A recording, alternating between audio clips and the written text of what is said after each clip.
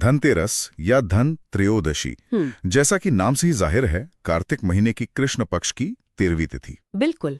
और सबसे प्रचलित कहानी तो यही है कि इसी दिन समुद्र मंथन हुआ था। मतलब जब देवताओं और असुरों ने अमृत पाने के लिए सागर को मथा था, तो उसी मंथन से भगवान धन्वंतरी अपने हाथ में वो अमृत का कलश लेकर निकले थे। अच्छा। हाँ, इसीलिए ये दिन उनके नाम पर है, धनतेरस।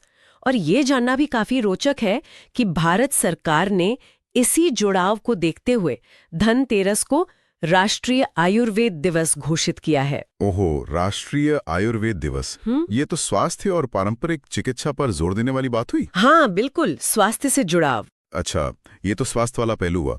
लेकिन विकिपीडिया लेख ये भी बताता है कि जैन परंपरा में इसे धन्यतेरस या ध्यान तेरस की कहते हैं। ऐसा क्यों है भला? हाँ, ये भी एक महत्वपूर्ण पहलू है। जैन आगम के अनुसार ये माना जाता है कि भगवान महावीर इसी तेरस के दिन बाहरी दुनिया से मन हटाकर वो योग निरोध यानी अपने आत्म ध्यान की बहुत गहरी अवस्था में गए थे। अच्छा। हाँ, ये उनके निर्वाण से ठीक पहले का समय था, जो फिर 3 दिन बाद दीपावली के दिन हुआ।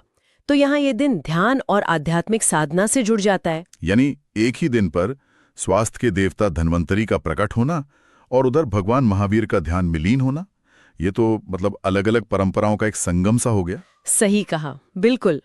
अब अगर रिवाजों की बात करें तो सबसे आम चलन क्या है? बर्तन खरीदना। हाँ, वो तो है ही। और लोग ये भी मानते हैं कि इस दिन जो भी खरीदा जाता है ना, चाहे बर्तन हो, सोना चांदी हो या कोई और चीज, उसमें कहते हैं 13 गुना बरकत होती है। हाँ, 13 गुना। ये मान्यता तो बहुत है।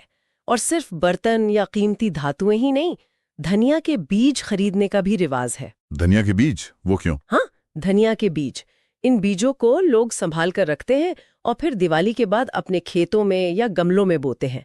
ये सीधे सीधे आने वाली फसल और घर की समृद्धि से जुड़ा हुआ एक प्रतीक है। अच्छा, ये तो बड़ा दिलचस्प है। साथ ही दिवाली की पूजा के लिए लक्ष्मी गणेश की जो नई मूर्तियां होती हैं, हाँ। वो भी अक्सर लोग इसी दिन खरीदते हैं। हाँ, ये भी देखा है। और शाम के वक्त दिए जलाने की परंपरा भी तो है। हाँ, खासकर घर के मुख्य द्वार पर और आंगन में।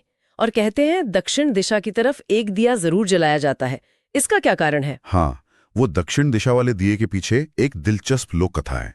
कहते हैं कि यमराज यानी मृत्यु के देवता, उन्होंने एक बार कहा था कि जो कोई धनतेरस की शाम को उनके नाम का दिया दक्षिण दिशा में जलाएगा, उसको अकाल मृत्यु का भय नहीं रहेगा। ओह, तो ये सुरक्षा से जुड़ गया। बिल्कुल, इसीलिए लोग यम देवता के नाम से ये दिया जलाते हैं। और कुछ लोग तो इस दिन व्रत भी रखते हैं, शायद लंबी आयु की कामना के लिए। तो ये पहलू जीवन की सुरक्षा से जुड़ गया।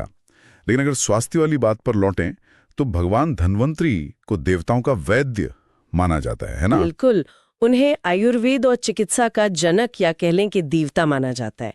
इसीलिए खासकर जो चिकित्सा जगत से जुड़े लोग हैं, उनके लिए ये दिन काफी महत्वपूर्ण हो जाता है। सही बात है। और क्योंकि समुद्र मंथन से धन्वंतरी और मां लक्ष्मी दोनों का ही प्राकट्य माना जाता है, तो इस दिन स्वास्थ्य और धन दोनों की ही पूजा एक तरह से हो जाती है। हाँ, ये तो है। और ये दिवाली से 2 दिन पहले आकर त्योहारों के मौसम की जैसे शुरुआत का संकेत भी देता है।